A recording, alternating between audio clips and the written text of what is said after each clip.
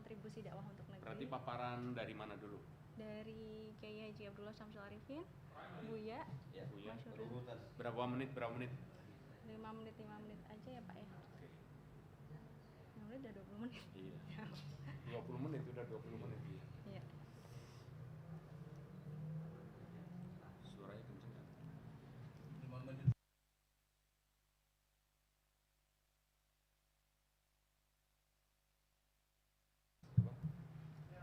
Satu, dua. Satu, dua.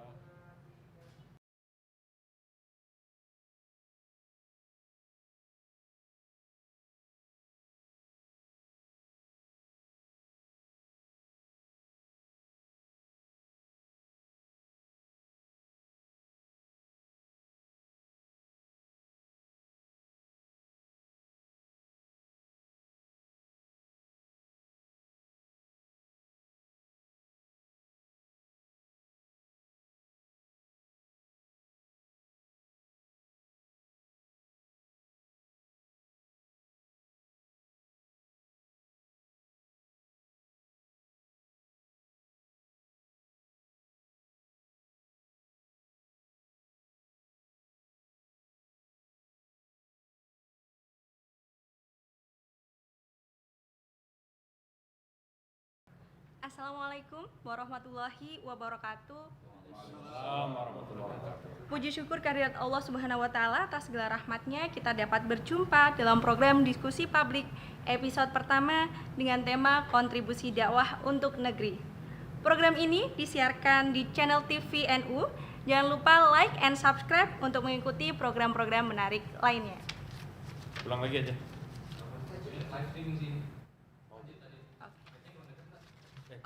Ulang lagi aja berarti. Ya kurang. Hah? Oh.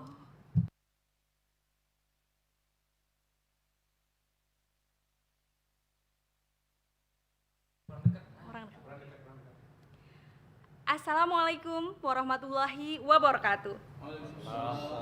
Puji syukur kehadirat Allah Subhanahu wa taala atas segala rahmatnya kita dapat berjumpa dalam program diskusi publik episode pertama dengan tema kontribusi dakwah untuk negeri. Program ini disiarkan di channel TV NU. Jangan lupa like and subscribe untuk mengikuti acara menarik lainnya. Diskusi publik dengan tema kontribusi dakwah untuk negeri. Ini dalam rangka menyambut hari ulang tahun kemerdekaan ke-77 Republik Indonesia dengan tujuan untuk memetakan kontribusi dakwah dalam mengisi kemerdekaan. Telah hadir bersama kita 4 narasumber yang sangat luar biasa, yakni Dr. Kiai Haji Abdullah Syamsul Arifin MHI, Ketua Lembaga Dakwah PBNU. Assalamualaikum Kiai. Wabarakatuh.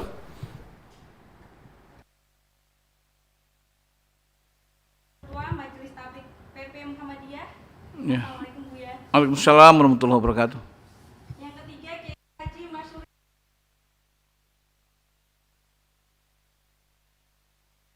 PP Al-Wasliyah. Assalamualaikum warahmatullahi. Dan yang Nurul Badru Tamam, MA, kolumnis dan sekaligus pegiat media. Terima kasih. Assalamualaikum warahmatullahi wabarakatuh. Baik,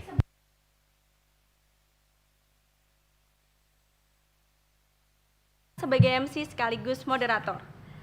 Karena telah hadir bersama kita di tengah-tengah kita, maka kita akan mendengarkan sekaligus berbincang tentang kontribusi dakwah untuk negeri. Bicara tentang kontribusi dakwah untuk negeri ini sangat menarik.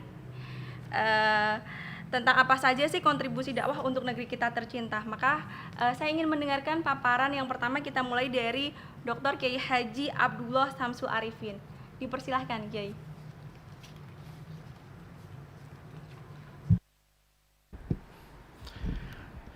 Assalamualaikum warahmatullahi wabarakatuh. Bismillah, alhamdulillah, salatu wassalamu ala rasulillah Sayyidina wa maulana Muhammad ibn Abdullah wa ala alihi wa sahabatihi wa man tabi'a sunnatahu wa jama'atah min yaumina hadha ila yaumin nahdah. Amma ba'd. yang sama-sama kita muliakan para narasumber diskusi publik edisi pertama yang diselenggarakan oleh Lembaga Dakwah Pengurus Besar Nahdlatul Ulama. Yang pertama hadir di tengah-tengah kita Buya Rusman Mukhtar. Beliau adalah Wakil Ketua Lajnah Majelis Tabligh dari Pengurus Pusat Muhammadiyah. Yang kedua, guru kita Kiai Haji Dr. Maskuril Khamis. Beliau adalah Ketua Umum Pengurus Besar Al-Wasiliyah dan juga hadir Sekretaris Lembaga Dakwah Pengurus Besar Nahdlatul Ulama dan pegiat media Kiai Haji Nurul Badrut Tamam. Host kita Mbak Ida, terima kasih telah memandu acara ini. Para pemirsa televisi Nahdlatul Ulama dimanapun berada, alhamdulillah pada hari ini kita bisa silaturahim, kita bisa bertemu dalam diskusi publik yang mengangkat tema kontribusi dakwah untuk negeri, momen spesial menjelang peringatan hari ulang tahun kemerdekaan Republik Indonesia yang ke-77.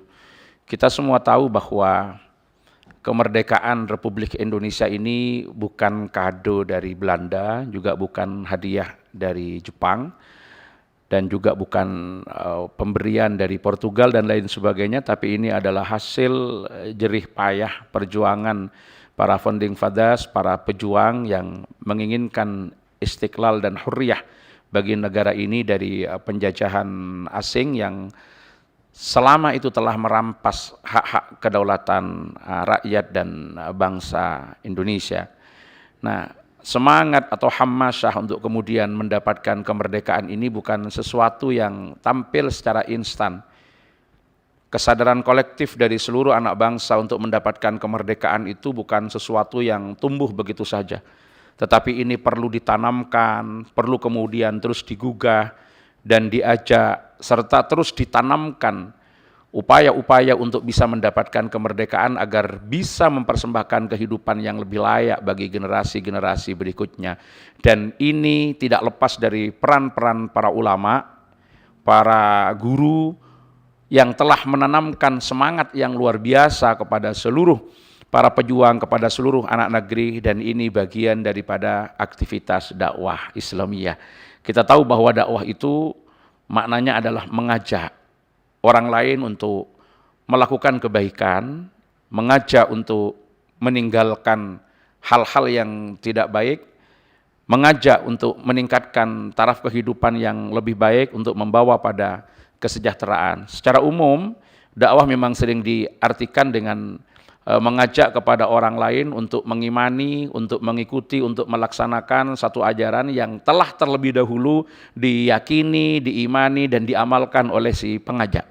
Nah, dari semangat dakwah yang dilakukan para ulama yang kemudian terus menggelorakan hubbul watan minal iman, kecintaan terhadap tanah air ini bagian daripada keimanan, bagaimana kondusivitas dari suatu negeri itu sangat diperlukan untuk bisa melaksanakan ibadah dengan nyaman, untuk bisa melaksanakan pendidikan dengan baik, untuk terus menanamkan ideologi Islam, utamanya Islam Ahlussunnah wal Jamaah kepada seluruh warga. Ini tidak lepas daripada ajakan-ajakan para duat, ajakan-ajakan para kiai, ajakan-ajakan para ulama.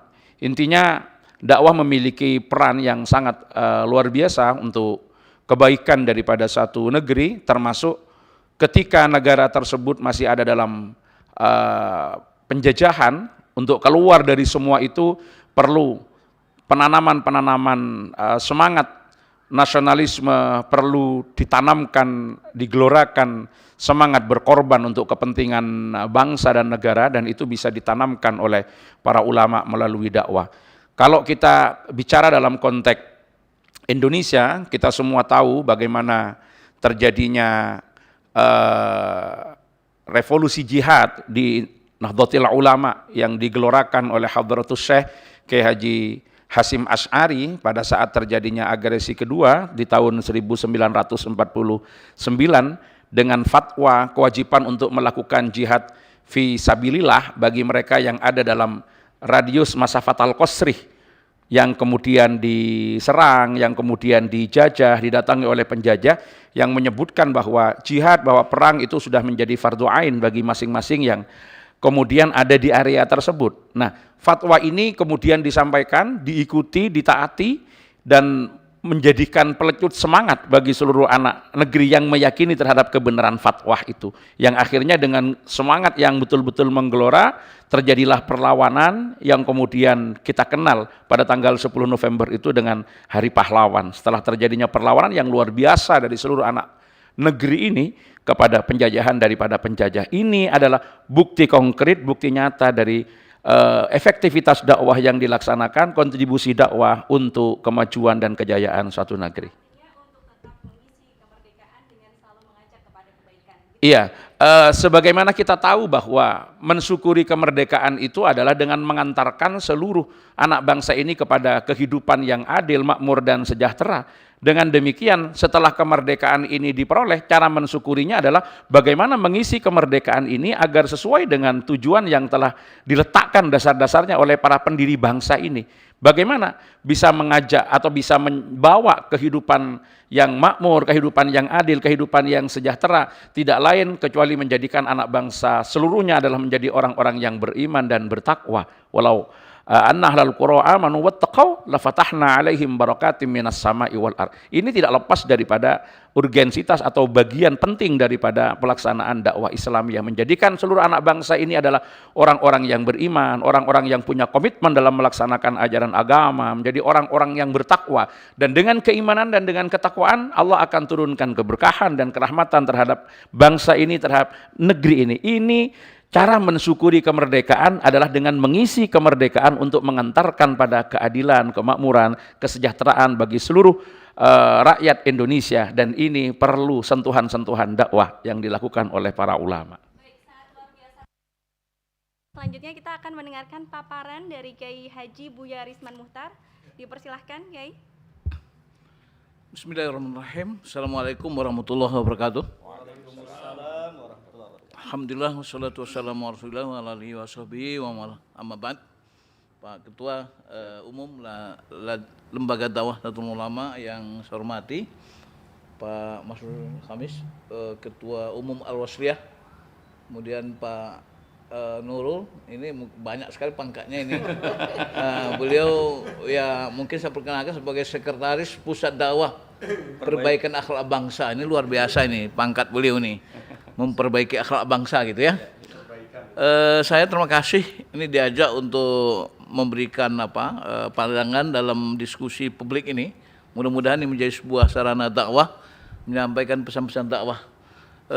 Saya sepakat dengan yang disampaikan Pak Ketua LD PBNU bahwa dakwah sudah memberikan kontribusi yang luar biasa, baik sebelum kemerdekaan dan setelah kemerdekaan. Kita tahu semangat jihad yang luar biasa para pejuang-pejuang kemerdekaan kita itu adalah karena ada dakwah.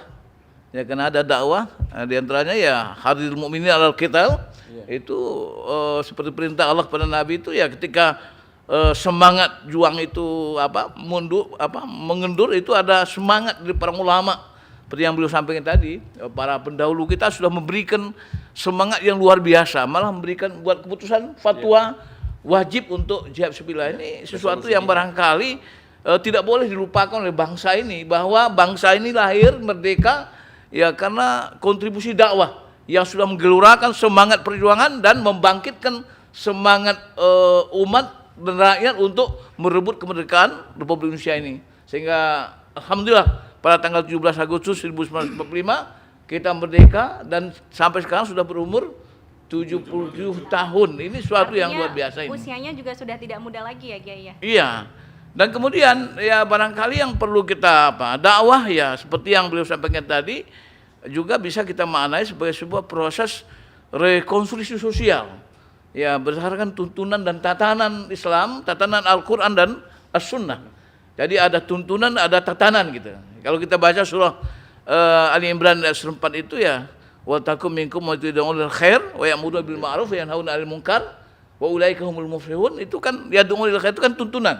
Bagaimana kita mengajak semua umat, semua bangsa ini kepada Islam ya. Ya, tentu di Islam tentu dalam pengertian mengajak itu tidak ada memaksa, tapi menghimbau, menawarkan, mensosialisasikan nilai-nilai kebaikan-kebaikan yang ada dalam Islam, baik akidahnya, ibadahnya dan muamalahnya. Tatanan ya ketika bicara ya'muruna bil ma'ruf wa yanhauna 'anil munkar.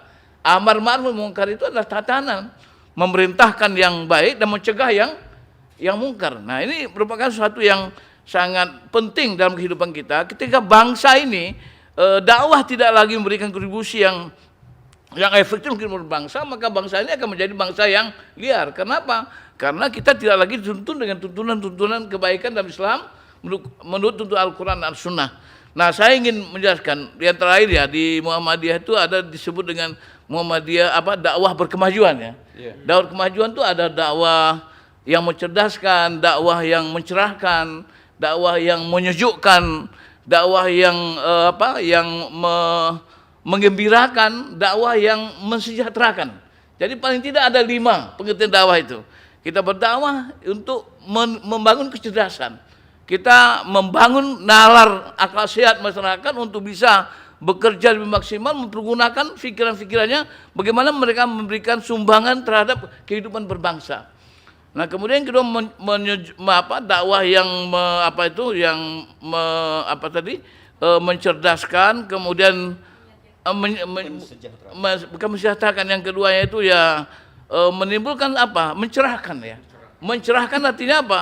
Mencerahkan itu dakwah yang bisa memberikan solusi, dakwah yang bisa memberikan pikiran-pikiran yang baik sehingga akan muncul ya ide-ide yang bagus, gagasan-gagasan, narasi-narasi yang sehat untuk membangun kehidupan berbangsa ini.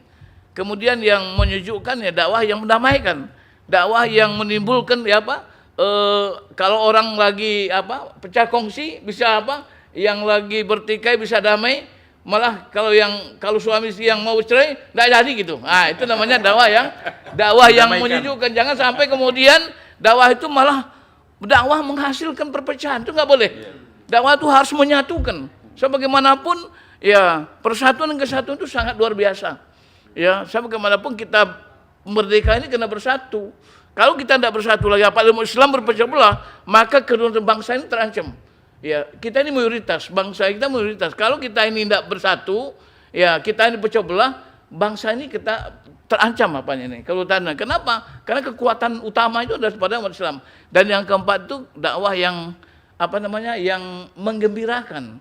Jadi dakwah itu tabsyir. Tabsyir itu menggembirakan, basyirah. Jangan kemudian kita menakut-nakuti. Ya, dakwah itu yang menggembirakan, yang menimbulkan optimisme, yang menimbulkan semangat juang dan semangat kerja. Kemudian terakhir dakwah yang menyejahterakan gitu. Jadi jangan dakwah yang menyengsarakan ya. Menyejahterakan artinya ya ada upaya-upaya, pikiran-pikiran, ada pikiran bagaimana kita untuk membangun umat, meningkatkan pendidikannya, meningkatkan kehidupannya, ekonominya dan sebagainya. Ya menurut saya itulah yang barangkali mungkin kontribusi yang perlu kita berikan kepada bangsa ini agar bangsa ini tetap eksis, bangsa ini tetap menjadi bangsa yang lebih maju, lebih berkeadilan, lebih makmur ke depan. Ya yang 5 ini perlu. Inilah tugas kita, ini kewajiban kita sebagai lembaga dakwah, baik itu lembaga dakwah NU maupun lembaga Muhammadiyah, kemudian Al-Wasliyah, semua kita harus betul-betul memberikan dan menjamin dengan dakwah itu akan lahir satu masyarakat yang bersatu, yang berdaulat, yang mengokohkan kehidupan bangsa. Demikian, terima kasih. Baik, luar biasa sekali Bu ya. Saya boleh simpulkan ada 5 dakwah yang mencerdaskan, mencerahkan, menyejukkan, menggembirakan, dan yang terakhir menyejahterakan. Ini sangat luar biasa sekali. Selanjutnya kami persilahkan kepada Kiai Haji Masruril Hamis. Dipersilahkan. Baik, terima kasih. Assalamualaikum warahmatullahi wabarakatuh. Pertama tentunya kami berterima kasih Pak Kiai Gus Aam, subhanallah, Kiai Nurul Badrut Tamam. Saya dan Buya Risman ini tamu terhormat di kantor pengurus besar Al-Wasliyah. Barakallahu fikum ajma'in insyaallah. Dan ini sesuatu yang harus kita lanjutkan dan teruskan. Al-Wasliyah itu sebenarnya adalah mewarisi dari 2 ini. Kenapa? NU 26 lahir, Muhammadiyah 12. Di Jawa, di Sumatera lahirlah Wasliyah tahun 30. penjajahan pada waktu itu sengaja membuat satu memblok pikiran masyarakat, ada kelompok tua dan ada kelompok muda. Kelompok tua itu disimbolkan Nahdlatul Ulama. Di kami di Sumatera ini. Kelompok muda itu Muhammadiyah. Jadi yang dipertengkarkan adalah sana pakai kunut, sini enggak. Sana salatnya 21, sini 11. Itu yang berkecamuk di masyarakat. Dari situlah para guru-guru anak muda di zaman itu sebenarnya mendirikan satu kelompok perkumpulan diskusi disebut dengan debating club, berdebat setiap malam. Ini kalau dibiarkan begini, ini bangsa tidak akan bisa selesai. Di sana sudah mau perang, di sini masih berantem. Nah, masalah-masalah yang sifatnya furu'iyah. Maka lahirlah yang disebut dengan al-jam'iyah al-wasliyah, yang menghubungkan, yang mempersatukan tadi itu. Itu sebenarnya latar belakangnya. Menarik ini. Iya, yang memberikan nama Al-Wasliyah itu namanya Syekh Muhammad Yunus. Syekh Muhammad Yunus itu muridnya dari Khatib Al-Minangkabawi. Guru-guru dari Syekh. Iya. Jadi mereka ini sebenarnya kita ini mewarisi dari beliau-beliau. Jadi kalau sekarang ini kita lanjutkan, memang wajib kita lanjutkan kegiatan ini karena ini adalah dakwah yang harusnya mengayomi semuanya. Maka tadi saya tidak banyak menambah lagi lah, karena sesungguhnya apa yang disampaikan beliau-beliau emang itulah dakwah kita. Dakwah itu kan tadi itu kalau kita lihat Rasul mengembangkan syariah itu kan ada dakwah bil lisan. Ini kan kita terkesan dakwah bil lisan yang lebih banyak, tapi itu banyak diterima oleh masyarakat kita. Orator-orator kita itu luar biasa yang menggerakkan umat di lapangan itu. Nah, kita barangkali hari ini masuk pada bil qalam. Nun wal qalami wa ma yasturun. Nah, itu juga kekurangan kita. Untung ada beliau literasi dibangun. Khususnya kami di Pusat Dakwah Perbaikan Akhlak Bangsa, itu literasi dibangun sekarang. Nah, kalau dulu kan ad-dakwah bil kalam, ad-dakwah bil khitab ya, ad-dakwah bil kutub, sekarang kan ad-dakwah bil YouTube. Nah, kan itu sekarang. Jadi kita hari ini ad-dakwah bil YouTube. Nah, jadi ya, karena khutbah kitab, sekarang bil YouTube. Nah, jadi yang ketiga ini adalah ad-dakwah bil af'al. Ini yang berat sebenarnya. Jadi apa yang kita lakukan hari ini, saya jujur mengatakan ini akan kita share ke lembaga-lembaga kita. Kenapa? Jarang duduk tokoh-tokoh umat seperti ini. Maka kemarin di Rakernas Al-Wasliyah beliau juga hadir dari Muhammadiyah Buya Abbas. Ya. Dari MUI Buya Amir Shah, dari NU juga Pak Prof Mukri. Jadi 2 sampai datang. Karena apa? Karena kita memandang memang umat ini harus solid, karena dakwah ke depan itu sebagaimana ayat tadi, wal takum minkum ummah. Ummah itu kita artikan dengan kolaborasi. Tidak mungkin dakwah ini kita lakukan sendiri-sendiri, tapi harus berkolaborasi. Hari ini sesungguhnya Kiai, ini adalah dakwah kolaborasi kita. Kami dari Pusat Dakwah Perbaikan Akhlak Bangsa sangat terbantu karena memang berat sekali tugas ini. Kalau Wasliyah, Muhammadiyah, NU standar lah, kita kan memang udah ormas ya. Tapi ada tugas baru yang diberikan oleh Majelis Ulama ke kami ini adalah Pusat Dakwah dan Perbaikan Akhlak Bangsa. Perbaikan itu luar biasa itu. Kalau kita lihat sekarang tantangannya kan luar biasa. Nah, yang mungkin lupa atau belum kita lakukan sekarang adalah ad-dakwah bil iktisad. Itu tadi, dakwah mensejahterakan itu. Kalau kita lihat bagaimana Muhammad bin Abdullah sebelum menjadi nabi dan rasul, beliau berdagang sampai ke Gaza. Tidak hanya ke Parsi, sampai ke Gaza. Maka ketika beliau menjadi nabi dan rasul, dia sampaikan dakwah Islam, orang langsung percaya. Kenapa langsung percaya? Berbisnis saja dia jujur, apalagi yang dikatakannya. Jadi Rasul itu berdagang itu kan ciri khas berdagang Rasul itu kan jauh tempatnya, banyak anggotanya dan lama. Nah, saya pelajari ini dari Pak Dr. Safi Antonio. Beliau katakan begini, Rasul itu ibaratnya kalau berdagang kita dari Jakarta ke Surabaya, ke Jember lah ke tempat beliau ini. Nah, jadi dari Jakarta ambil barang di Tanah Abang, jual di Bandung. Habis barang itu ambil dagang di Bandung, bawa ke Semarang.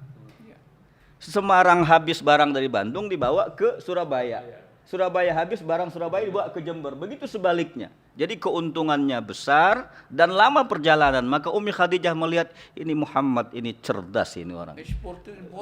Eksportir dari importir. Nah, jadi inilah sesungguhnya ad-dakwah bil iktisad. Kalau ini sudah kita lakukan, kita akan naik kepada disebut dengan hizbah. Hizbah itu sesungguhnya kolaborasi ini. Amar ma'ruf nahi mungkar. Sekarang kita amar ma'ruf itu, kalau menyuruh itu kita berani sekarang, tapi mencegah itu, disinilah perlu kita kolaborasi. Kalau menyuruh insya Allah kita beranilah, tapi mencegah, kalau kita nggak punya power, nggak punya finance Pak Kiai, kayaknya telunjuk Kiai itu lurus begini, itu nggak berpengaruh, kecuali murid santri. Tapi kalau telunjuk penguasa, pejabat, geser dikit aja Pak Kiai. Itu bergeser gitu. Itu diperlukan kolaborasi lembaga dakwah. Kenapa? Karena menurut kita dakwah kontribusi kepada negeri itu sangat ditentukan oleh power dan finance kita. Itulah perlunya berkolaborasi. Artinya dakwah yang kekinian itu adalah dakwah yang mengikuti perkembangan zaman dan kolaborasi. Siap, gitu ya, Kiai ya? siap. Dari Kiai Haji Nurul Badrutama, dipersilahkan. Iya, terima kasih. Assalamualaikum warahmatullahi wabarakatuh. Saya pribadi sangat bergembira, senang dan bahagia bersama ini guru-guru saya semuanya. Ada Gus Aab, Al-Mukarram, Dr. Kiai Haji Abdullah Samsul Arifin, beliau Ketua Lembaga Dakwah Pengurus Besar Nahdlatul Ulama, ada ayahanda saya, Kiai Haji Buya Risman Muhtar, beliau muda sekali, umurnya masih 37. Jadi kalau kita datang ke Muhammadiyah, beliau adalah termuda dan tersemangat gitu. Sekalipun beliau sudah masih muda, tetap semangat gitu. Jadi saya pribadi yang masih muda juga ikut tersemangat untuk program-program yang out of the box, terutama dakwah kolaboratif dan sinergis. Terus yang ketiga, guru saya juga, ini satu perguruan, semuanya di MUI semuanya ini. Beliau Ketua Umum PB Al-Wasliyah dan sekaligus Ketua Pusat Dakwah dan Perbaikan Akhlak Bangsa. Jadi berkaitan dengan kontribusi dakwah untuk negeri, kalau saya juga suka di dunia media, memang sampai detik ini tantangan kita ya di dunia media ini masih banyak konten-konten yang sangat minim, terutama dari para ormas ini ya. Ini kritikan betul buat kita, konten-konten dakwah yang rutin menyejukkan, mencerahkan, terus memberikan give solution on not a problem, ini penting terutama di dunia dakwah dan ekonomi ya. Tadi mungkin bil lisan sudah oke lah, bil lisan, terus bil kitabah, terus bil YouTube ini yang masih sangat minim. Kalau semua ormas kita berjalan bersama-sama dengan konten-konten dakwah yang orang tidak melihat NU Muhammadiyah Al-Wasliyah, tetapi itu Islam loh itu. Tapi kalau kita punya konten yang menyejukkan, yang menyerahkan terutama dunia milenial, ini yang ditunggu. Bagaimana sampai detik ini Bonge, terus JJ itu sangat viral sekali, ini PR buat kita sekali. Ketika para milenial kita nyanyakan terkait sejarah Islam misalkan, sejarah Wali Songo, sejarah perjuangan Indonesia, saya yakin masih minim. Boleh dicek itu, sekolah-sekolah mulai dari tahap SD, MI, MTS, SMP, SMA, MA, SMK, dan perguruan tinggi, ini menjadi problem tantangan dakwah kita ke depan. Sudah waktunya kita duduk bareng sih. Apa kontribusi dakwah bil YouTube tadi? Kalau bahasa saya membahasakan media baru. Di situ yang lagi tren yaitu bil TikTokiyah ini. TikTok, mohon maaf, semakin terbuka itu semakin yang nonton jutaan. Gila ini, dalam artian, wah ngeri. Tapi ketika kita ngelihat ceramah, para kiai, mohon maaf, itu yang nonton paling berapa, bisa dicek itu. Tapi ketika melihat di TikTok dengan semakin dibuka, semakin yang nonton banyak, ini berarti ada problem di kita. Perlu duduk bareng, membuat kurikulum atau membuat, ya semua ormas duduk bareng. Sudah waktunya kita tidak bisa jalan sendiri. Lembaga dakwah PBNU jalan sendiri buat konten, Muhammadiyah buat sendiri gitu. Sudah waktunya duduk bareng itu. Dan ini perdana insya Allah dari kita juga akan berkunjung ke PP Muhammadiyah, begitu juga kita akan silaturahim ke Al-Wasliyah dan ormas-ormas lembaga dakwah yang lainnya juga insya Allah kita komitmen dengan Kiai Ketua LDPBNU untuk melanjutkan program-program ini dengan diskusi publik dengan tema-tema yang bisa menyentuh milenial. Karena hari ini bisa kita lihat bagaimana ada berapa pesantren, ada berapa majlis taklim, ada berapa konser musik TV dan lain sebagainya, lebih banyak ditonton mana itu. Kenapa itu lebih banyak ditonton? Ini PR buat kita. Semoga saya yakin kita sudah paham kontribusi dakwah, terutama tadi sudah disampaikan oleh Gus Aap ya, bagaimana revolusi jihad, terus dari Buya Risman, dari Kiai Masyhuril Khomis, itu memang fakta bahwasannya ulama pada waktu itu sangat luar biasa sekali untuk memperjuangkan Indonesia dengan berdarah-darah, dan kita tidak ada perang lagi ya. Jihad kita ya jihad bil medsos dengan media baru, mulai dari Instagram, mulai dari YouTube, Twitter, terus TikTok. Ini yang lagi tren dan kita tidak bisa mengharamkan media baru tadi. Kalau kita sudah saatnya menjadi pemain bukan penonton, dan saat ini PR kita menjadi penonton untuk kita semuanya. Terima kasih. Digital ya Kiai ya. Ini adalah bentuk kolaborasi dakwah digital yang insya Allah akan terus dilanjutkan nantinya. Baik, selanjutnya kita akan mendengar tentang tantangan dakwah di era saat ini. Nah ini kaitannya dengan era digital. Monggo Kiai. Ya, terima kasih. Jadi kalau kita merujuk kepada firman Allah Subhanahu wa taala di dalam surat An-Nahl ayat 125, ud'u ila sabili rabbika bil hikmati wal mau'izatil hasanah wajadilhum billati hiya ahsan. Dalam pandangan Abuya Said Muhammad bin Alawi Al-Maliki Al-Hasani di dalam kitabnya Muhammad Insan Kamil, salah satu perspektif daripada ayat ini adalah adanya pemetaan dari objek dakwah atau al-mukhatabun bid-da'wah al-islamiyah. Siapa yang mereka diajak ke dalam dakwah ini, diajak kepada perbaikan-perbaikan ini yang jadi objek. Di sini paling tidak menandakan ada 3 pengelompokan masyarakat yang di situ masing-masing memerlukan metode yang tepat. Yang pertama adalah al-awam. Kalau dalam ayat ini metode dakwah untuk mereka adalah bil mau'izah, orang-orang awam. Yang kedua adalah al-khawas, orang-orang tertentu, orang-orang yang sudah memiliki kedalaman ilmu, at-talibun lil haqa'iq, yang mencari terhadap hakikat-hakikat kebenaran dengan argumen, maka dakwahnya adalah bil hikmah, dengan dengan menyuguhkan dalil-dalil dan argumen-argumen yang dapat diterima dan dapat dipertanggungjawabkan. Kemudian yang ketiga adalah al-mu'anidun, para penentang. Kalau kepada mereka maka dakwahnya adalah bil mujadalah wajadilhum billati hiya ahsan. Memang di dalam ayat ini belum masuk siapa? Para pegiat media sosial, para penikmat media sosial, para pengguna internet. Sebagaimana disampaikan oleh Dirjen Aplikasi Informatika dari Kementerian Komunikasi dan Informasi bahwa pengguna media sosial, pengguna aktif internet saat ini di Indonesia sudah mencapai 204 juta. Nah, di sini memerlukan reorientasi daripada strategi dakwah yang harus dilakukan.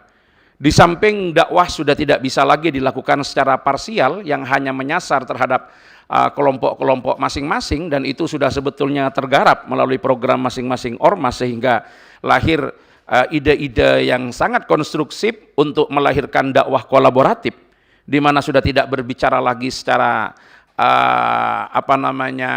ego sektoral pada masing-masing ormas, tidak lagi dipilah NU, Muhammadiyah, Al-Wasiliyah, Al-Irsyad, Nahdlatul Watan dan lain sebagainya, tetapi perlu menunjukkan Islam yang bisa dinikmati oleh semuanya, tampilan-tampilan dakwah yang ramah, yang rahmatan lil alamin. Maka tantangan dakwah masa kini adalah bagaimana menggarap 204 juta yang mereka itu sudah agak enggan untuk keluar rumah untuk mendapatkan pencerahan tentang agama, yang agak susah didatangkan dan dikumpulkan di tempat-tempat pengajian. Tetapi mereka sudah lebih akrab dengan gadget, akrab di tempatnya masing-masing, maka strategi dakwah hari ini harus menyasar terhadap kepentingan kelompok-kelompok tersebut. Maka dakwah bil YouTube tadi yang disampaikan Kiai Maswil Khamis itu sesuatu yang tidak bisa ditinggalkan. Ketika mereka ada di sana dan mereka juga perlu menjadi objek dakwah yang harus kita ajak. Bagaimana mengisi kemerdekaan dan bagaimana merawat kebinekaan. Ketika tema besar yang diusung oleh Nahdlatul Ulama setelah memperingati 1 abad kelahirannya dan masuk pada abad kedua dengan merawat jagat, membangun peradaban, maka yang diajak untuk merawat jagat tentu seluruh elemen bangsa. Dan mereka bisa merawat jagat ini dengan mempertahankan keutuhan negara kesatuan Republik Indonesia, yang itu yang pertama harus dilakukan, sehingga ketika ini sudah terjaga, maka baru pada tahap berikutnya adalah bagaimana membangun peradaban untuk kemajuan bangsa ini. Harus semuanya diajak melalui dakwah, tetapi dakwah kepada mereka sudah tidak bisa lagi dikumpulkan. Berapa kemampuan seorang dai yang datang ke lapangan untuk menghimpun orang? Mungkin 10.000 ini sudah memerlukan energi yang sangat besar mengumpulkan orang 10.000. Tetapi sekarang dengan kemajuan sains dan teknologi di era digital, dengan semakin mudahnya akses informasi bisa diterima oleh seluruh lapisan masyarakat, maka dakwah untuk menyampaikan pesan-pesan agar supaya jagat ini bisa dirawat dengan baik, utamanya keutuhan negara kesatuan Republik Indonesia, yang apabila itu terjaga baru mampu kita membangun peradaban. Tentu itu harus disasar dengan menggunakan media juga. Biarkan mereka tidak mau datang ke tempat-tempat pengajian, biarkan mereka tidak mau datang ke majelis, tapi kita yang datang kepada mereka melalui apa yang mereka pegang, sehingga begitu mereka membuka aplikasi, ketemunya adalah dakwah-dakwah yang mengajak kepada mereka untuk tujuan-tujuan kebaikan, sehingga menyeru mereka untuk terus melakukan kebaikan, mengisi kemerdekaan, merawat kebinekaan, merawat jagat, membangun peradaban. Tidak hanya bisa kita sampaikan kepada orang-orang yang memang siap untuk hadir mendengarkan, tetapi awalnya mereka tidak ingin mendengarkan, tetapi lewat di media-media sosial mereka dengan tampilan-tampilan yang menarik, tetapi pesan-pesan itu dapat diterima. Maka ini yang harus disasar sekarang, masuk kepada era 4.0 ini harus disasar, itu yang harus diisi dengan konten-konten yang menarik, yang sesuai dengan apa yang mereka inginkan. Pesannya bagus tapi kontennya tidak menarik, maka mereka akan lewati. Tetapi harus ada sesuatu yang bisa menarik perhatian mereka, walaupun dalam waktu yang singkat, tapi pesan itu sampai, mereka dapat. Disinilah sebetulnya target daripada dakwah akan sampai kepada sasaran. Saya kira itu. Kiai, sangat luar biasa. Jadi bagaimana kita bisa menyediakan kemudahan dakwah sehingga bisa diakses dengan 1 kali klik saja, gitu ya. Jadi dimanapun, siapapun tidak harus datang di ruang-ruang pengajian, tapi bisa mengakses dakwah dimanapun berada, seperti itu. Baik, terima kasih. Selanjutnya kita dengarkan paparan dari Buya Risman. Dipersilahkan, Buya. Ya, bismillah. Barangkali kita semua tahu bahwa dakwah itu adalah challenge and response, ya.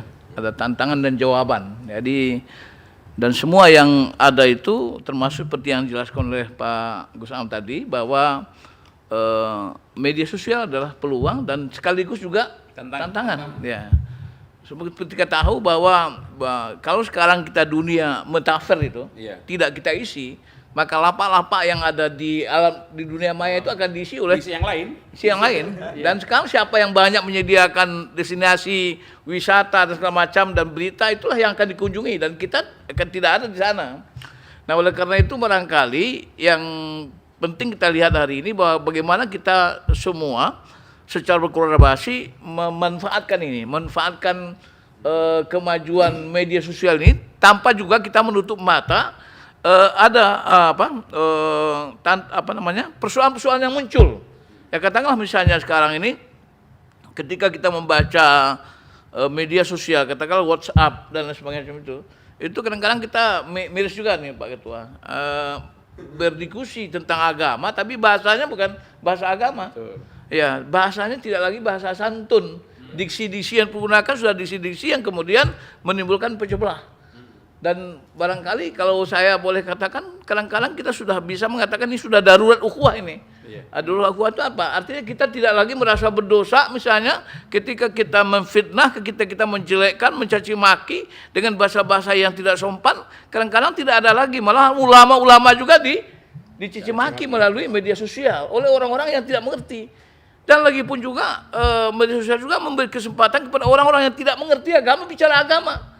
ketika persoalan-persoalan khilafiyah, furu'iyah kemudian diangkat di media sosial, maka yang muncul tidak saja orang yang faham, tapi malah orang yang tidak ngerti agama, tidak mengerti masalah juga ikut bicara. Ini juga menjadi tantangan yang barangkali harus kita kita berjuang juga melalui MUI. Nanti kita mungkin perlu ada semacam fikul ikhtilaf ya. Ada panduan dan pedoman bagaimana berdakwah melalui media, sehingga dakwah kita itu betul-betul pesan kita itu sampai tanpa kemudian menimbulkan persoalan di tengah masyarakat. Kita ini yang barangkali menurut saya ini perlu kita bersama-sama ya, Al-Wasliyah, kemudian Nahdlatul Ulama, kemudian Muhammadiyah, kemudian kawan-kawan juga ada Persis Al-Irsyad dan semua yang bernaung di bawah di tenda besar Ulama Indonesia, kita mencoba membangun satu kesepakatan, satu agreement bahwa kemudian kita punya komitmen untuk menjadikan media sosial itu betul menjadi media dakwah, dan kita berikan semacam ada reward and punishment gitu. Mereka yang sengaja melakukan upaya-upaya memecah belah umat melalui itu harus kita buat apanya. Jangan kita biarkan begitu saja kemudian umat terpecah belah. Mereka barangkali bisa saja orang-orang ini sebetulnya orang-orang yang tidak suka Islam. Kemudian membuat konten-konten keislaman yang sesungguhnya tidak sesuai dengan prinsip-prinsip Islam. Nah, oleh karena itu barangkali ya prinsipnya adalah bagaimana kita membangun ya wacana akhlakul karimah dalam bermedia sosial. Harus ada semacam fikih, ada semacam pedoman acuan yang kita pakai bersama, sehingga betul-betul media sosial kita jaga dari berbagai hal-hal yang dapat membuat rusaknya ukhuwah Islamiyah di kalangan kita. Saya rasa itu Mbak ya. Mudah-mudahan dengan ini kalau NU Muhammadiyah Al-Wasliyah sepakat, insya Allah mudah-mudahan ini kekuatan yang luar biasa ini untuk menjaga dakwah ini, memajukannya dan menjaganya. Apalagi ada tadi jaga dakwah ya. Iya. Ada programnya juga. Jagat dakwah. Iya, jagat dakwah dilaksanakan LD itu setiap hari Kamis. Iya. Melalui TVNU. Saya, dari sebagai salah seorang wakil ketua di Muhammadiyah ya. Kemudian juga di saya ini spesial wakil ketua ya. Setelah ini berarti yang kita nantikan pedoman bersama fikih bermedia sosial. Fikih bermedia sosial, fikih dan bermedia itu harus sosial. Ini kan ada komisi ukhuwah, komisi dakwah, komisi fatwa. Di ulama itu bersepakat kemudian membuat satu aturan, dan ini harus menjadi sebuah rujukan seperti Dewan Syariah Nasional ada, dan ini harus menjadi kekuatan. Dan ini sangat didukung oleh oleh pemerintah, oleh Menkominfo, oleh KPI. Mudah-mudahan menjadi satu regulasi yang dapat menjamin bahwa media sosial betul-betul akan melahirkan masalah-masalah yang besar terhadap kepentingan umat dan kepentingan bangsa. Baik, luar biasa sekali Bu ya. Kita nantikan fikih bermedia sosial setelah ini ya. Iya. Baik, selanjutnya dipersilakan kepada Kiai Haji Masyuril Hamis. Silahkan Kiai. Kalau dulu ada istilah siapa yang memegang dunia pendidikan, dia akan memegang dunia. Sekarang barangkali ditambah lagi, siapa yang memegang dunia informasi, dialah yang akan memegang dunia. Dan itu sudah terjadi. Kalau dulu kan jempolmu, mulutmu adalah harimaumu. Sekarang jempolmu adalah harimaumu. Sudah pindah ke jempol ya. Udah pindah ke jempol. Jadi kalau ditanya tantangan, pastilah kita menganggap bahwa apa yang terjadi hari ini ada tantangan, ada peluang. Saya setuju adanya fikih dakwah, khususnya bermedia sosial. Kita sekarang kan misalnya sudah ada sertifikasi atau peningkatan kompetensi ya. Istilahnya beda-beda. Beda-beda ya, ada peningkatan kompetensi, ada standarisasi. Saya pikir ini hal yang sangat-sangat perlu kita dukung. Saya mungkin tidak melihat yang lain, di internal kami lah misalnya, memang SDM itu sangat menentukan. Kualitas SDM kita bermedia sosial ini tidak semua bisa memahami, apalagi saya misalnya bermedia sosial itu tradisional sekali. Ya kan begitu ya, beliau 37 tahun tapi bermedia sosial masih bagus gitu ya. Nah, dai-dai kita yang muda-muda sekarang ini kepengen menjadi orang tetapi tidak mau pada jati diri sendiri, itu yang salah. Harusnya adik-adik kita YouTuber yang mereka punya followers yang banyak, pinjamlah bahasa dai untuk mereka buat menjadi salah satu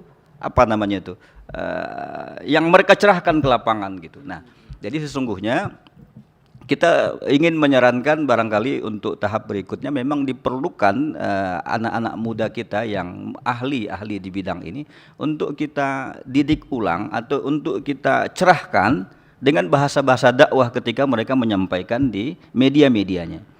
Nah, yang kedua, bagi kita-kita yang memang kurang ilmu di bidang ini, rasanya jangan malu-malu juga untuk kita belajar ke anak-anak kita, ke generasi kita. Karena terkadang bahasa saya bagus, ngomong saya bagus, tapi segmennya kan beda. Kita usianya 50 tahun ke atas. Usia 50 itu di Indonesia, kita baca data BPS itu hanya tinggal 17,5% dari jumlah penduduk Indonesia. Jadi kalau kita berdakwah buka kitab yang datang di majlis ta'lim itu usia 50, ya memang tepuk tangan nama kita karena segmennya sama. Tapi seperti dikatakan Kiai tadi 200 juta orang nggak mau lagi datang ke masjid karena dia bukan segmennya yang datang ke masjid. Secanggih-canggih dan sehebat orator kita barangkali hanya 10.000 yang mendengarkan. Nah, jadi ini memang masalah yang harus kita seriusin gitu. Dan saya pikir sudah tidak lagi zamannya kita tadi menutup diri, harus paham ini, enggak lagi. Karena sekarang ini memang masyarakat itu, kalau saya enggak salah kemarin ketika ada seminar dakwah di MUI ya, 65% dari anak-anak kita itu belajar agamanya dari YouTube. Iya, kalau yang sumber YouTube-nya seperti beliau sebut tadi punya fiqh dakwah yang benar. Nah, kalau misalnya judulnya itu sedikit masalah khilafiyah, biasanya penontonnya banyak itu. Biasanya banyak itu. Lebih viral ya. Lebih viral. Tapi kalau membangun negara, membangun bangsa, membangun akhlak, standarnya begitu, dilewatin tuh.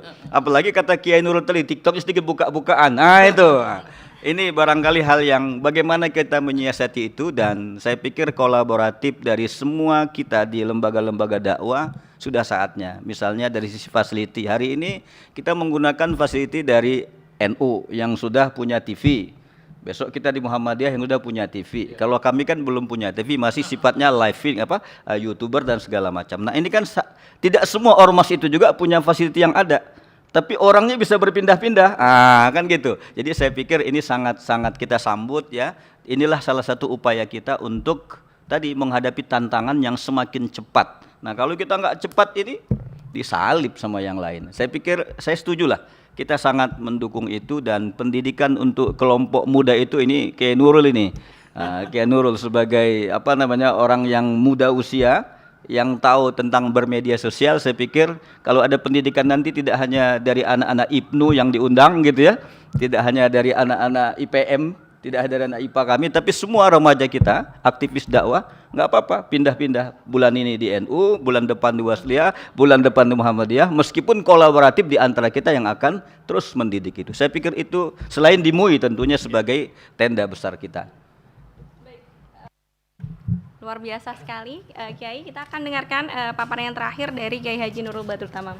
Ya, terima kasih. Tadi sebenarnya kita menambahkan saja dari 3 narasumber yang sudah cukup luar biasa. Kita di lembaga dakwah nanti ada pembuatan program pelatihan dakwah secara online. Yang setiap pelatihan ini pesertanya minimal kita jadwalin 1.000. Sasarannya tentu nanti kita mengikuti aturan yang sudah dibuat oleh PBNU, mulai dari kelas dasar, terus menengah, di atasnya menengah, dan di atasnya menengah lagi itu. Iya, memang kita harus duduk bareng membuat kurikulum yang matang, tidak jalan sendiri-sendiri, perlu banyak pemikiran bareng-bareng ini ya. Semoga ini bisa berlanjut, dan tentu kita komitmen program sinergi kolaborasi ini bisa berlanjut bukan hanya di diskusi publik saja, tetapi ke pertemuan intens ya, dengan membuat produk-produk tadi yang out of the box sangat kita butuhkan, terutama untuk para kaum milenial. Mungkin itu. Kalau dulu kan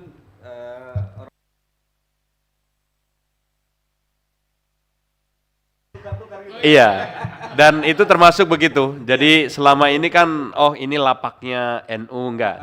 Jadi ini adalah produk pertama, nanti dari Muhammadiyah ngundang NU, NU Muhammad, terus pertukaran mubalik.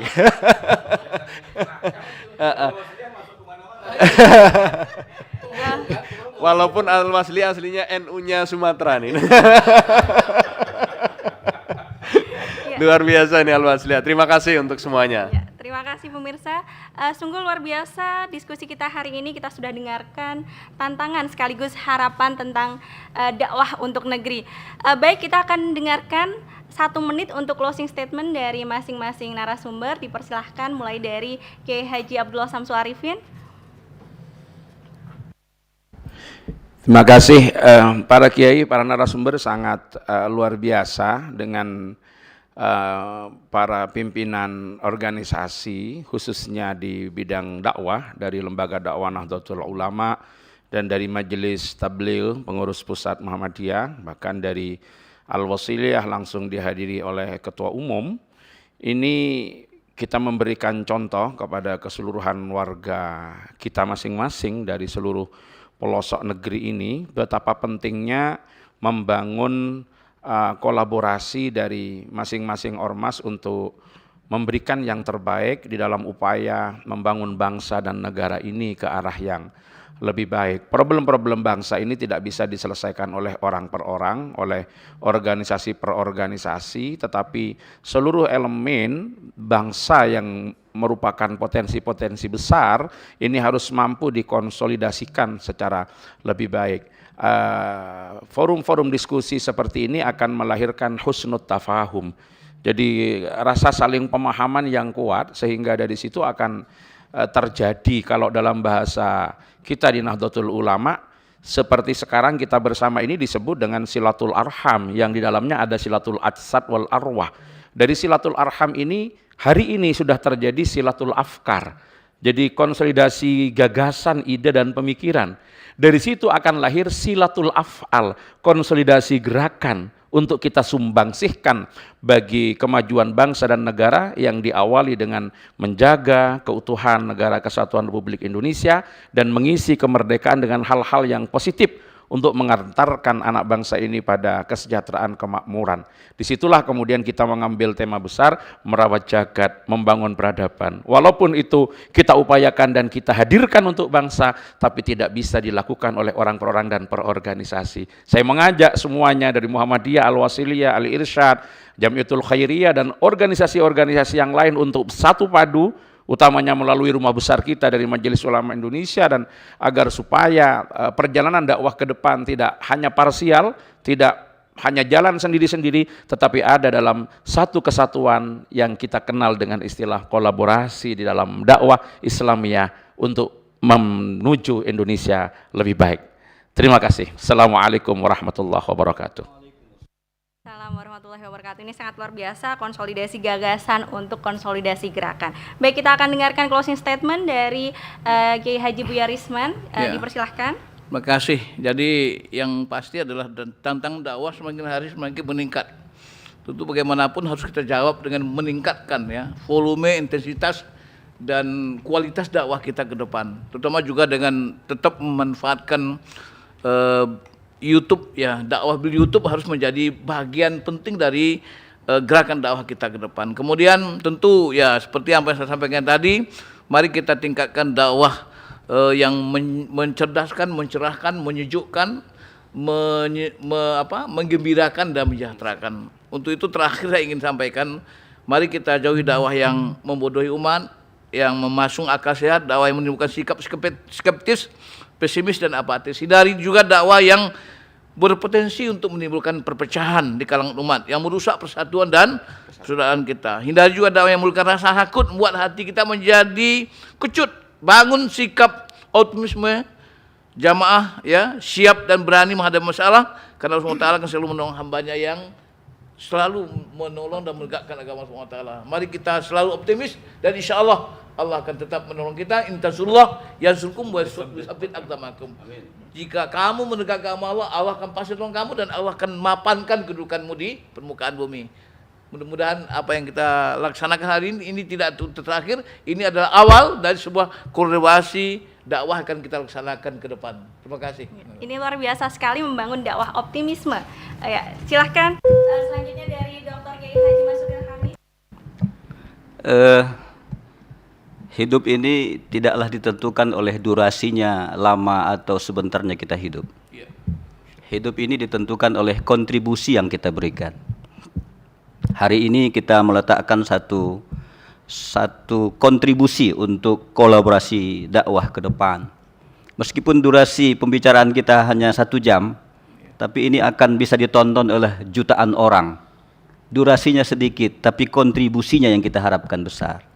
Karena itu kepada penggiat dakwah, pelaku dakwah kita dari semua ormas, ayolah kita semakin optimis melakukan inovasi, perbaikan dan peningkatan untuk kontribusi terhadap kesejahteraan bangsa kita ke depan. Tadi sudah dijelaskan kita perlu wihdatul harakah, ya. Satu gerakan dakwah, tentunya untuk apa? Ya tadi itu, bagaimana negeri kita ini betul-betul peluang hijrah 444 ini, kita ingin hijrah kita ini hijrah yang meninggalkan katakanlah kesan-kesan yang pernah terjadi, simbol-simbol perpecahan yang pernah ada dulu, dan itu sampai sekarang masih ada rasanya. Tapi dengan kita duduk di sini hari ini sudah yang disebut dengan silaturahim, silatul fikri, silatul afkar, silatul rahim. Allahu akbar. Rasanya nggak ada sesuatu yang perlu untuk kita khawatirkan ketika kita sama-sama punya satu kesepakatan. Durasi tidak menentukan saudaraku, tapi yang jauh menentukan adalah kontribusi kita. Khairun nas anfa'uhum linnas. Kami terima kasih Gus. Terima kasih banyak. Ini tinggal giliran kita berikutnya nih.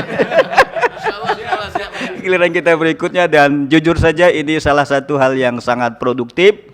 Dan mudah-mudahan ormas-ormas yang lain, masih ada Nahdlatul Wathon, masih ada Al-Irsyad, ada Persis, ada Al-Khairiyah, ada lagi Matlaul Anwar, banyak sekali Dewan Dakwah Islam Indonesia yang di depan ini. Saya pikir ini pada saatnya memang harus kita bersama-sama untuk di samping wihdatul harakah, mungkin juga kita perlu melakukan wihdatul minhaj.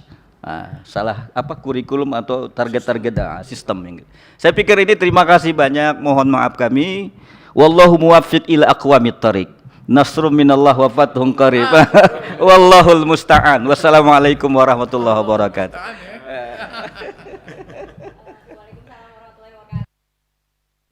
Yang terakhir dari Kiai Haji Nurul Badrut Tamam. Iya, jawabannya 2 kata, no delay. Ya. La tuakhir amalaka ilal ghadi ma taqdiru an ta'malahul yauma. Sudah waktunya para milenial, para ormas-ormas terutama di lembaga dakwah kita, bukan hanya teori, sudah waktunya duduk manis, duduk berlama-lama untuk membuat konsep besar, visi besar dakwah Indonesia sebagai ujung tombak di 78 besok, 79, terus berlanjut 5 tahun ke depan. Apa yang akan kita garap minimal sudah tertata dari sekarang. Dakwah-dakwah yang kita lakukan harus termanage dengan rapi, tidak asal-asalan, biar penonton tadi tidak keluar. Oh, kalau sudah asik dengan lihat TVNU bagaimana, nanti kita akan berkunjung ke Muhammadiyah, ke Al-Wasliyah, TVNU juga ikut. Begitu juga nanti ke Al-Wasliyah, TV Muhammadiyah ikut, TVNU ikut, kan menarik. Semakin banyak yang meliput, semakin oke. Ini adalah ikhtiar kita bersama untuk Indonesia maju. 77 Indonesia merdeka. Terima kasih. Wallahul muwaffiq ila aqwamit thariq. Assalamualaikum warahmatullahi wabarakatuh. Waalaikumsalam warahmatullahi wabarakatuh. Baik pemirsa, dari semua yang disampaikan narasumber, kita dapat simpulkan dakwah memegang peran vital dalam menjaga negeri kita tercinta Indonesia. Kehadiran dakwah digital hari ini sedang dinanti agar seluruh anak negeri dapat turut menikmati. Dakwah sudah tidak saatnya membuat jarak. Dakwah harus bisa diakses kapanpun dan dimanapun, sehingga akhlak bangsa dapat kita kuatkan sebagaimana Pancasila ajarkan. Demikian rangkaian acara kita hari ini. Semoga inspirasi hari ini dapat menguatkan kita terus berada di jalan dakwah. Kami juga ingin mengucapkan terima kasih kepada seluruh panitia yang bertugas. Mohon maaf jika terdapat kesalahan dalam hal-hal yang kurang berkenan.